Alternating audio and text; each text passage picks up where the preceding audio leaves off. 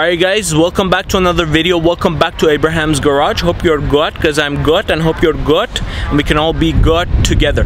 Welcome back to another video. In this video, I'm going to be talking about why you should never purchase the C63 AMG Coupe and what are the problems of the car is. So if you want to avoid those, then stick with me and watch this video. Also, if you're new, don't forget to subscribe and like the video. Right guys, so the first thing I'm going to talk about is the seating position in the back. Now, the seatings are so small in the back that when I got to this car, I didn't even plan on trying it. I looked at it and I was like, no way I'm planning or trying to sit in the back. So if you're trying to do something like this with a family, go out or do something like that, this is not the car for you. But if you're single, then go for this car. Even if you have your friends, they're not going to be able to fit in the back. So it's just going to be you and just one person right beside you. Keep that in mind. Alright guys, so the next issue I see with the C63S is that this is a very expensive car. Yes, you do get the performance, but at the end of the day, you're still driving a C-Class.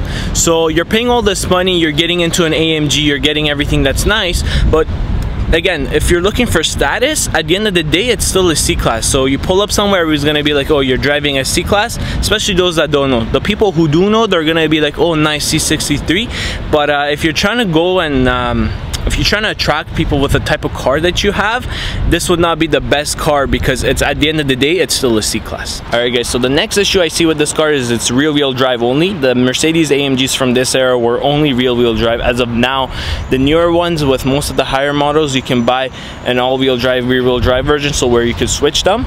This is definitely an issue if you live in a cold weather climate where there's snow, because with a lot of power being put out from the back, the car is going to give out and it's gonna spin. So if you're gonna go to work, you're gonna have some weird and hard days where you're gonna be like, where it's gonna give you a lot of headache to just want to go to work or drive this car around.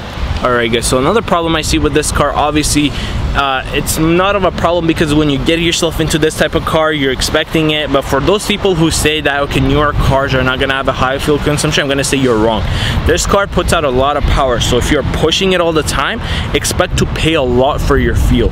So that is a problem, because if you think that you can get a newer car and you can, you know, not pay for the fuel and you pay a little bit like a four-cylinder car, and because this car is from a newer era, you're definitely wrong.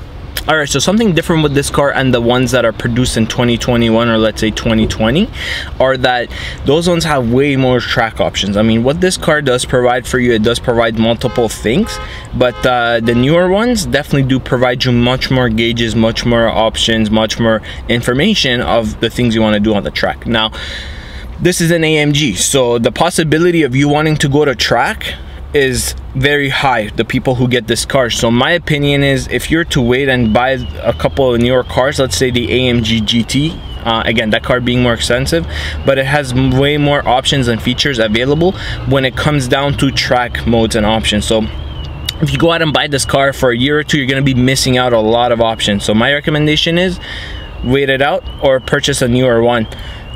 Very disappointed how they decided to put those options in later. Could have done that earlier on. I just don't know why they waited. Alright guys, well, that ends the video of the problems of the C63S. Again, these are my personal opinions of the car, spending some time with it. This is what I thought about it.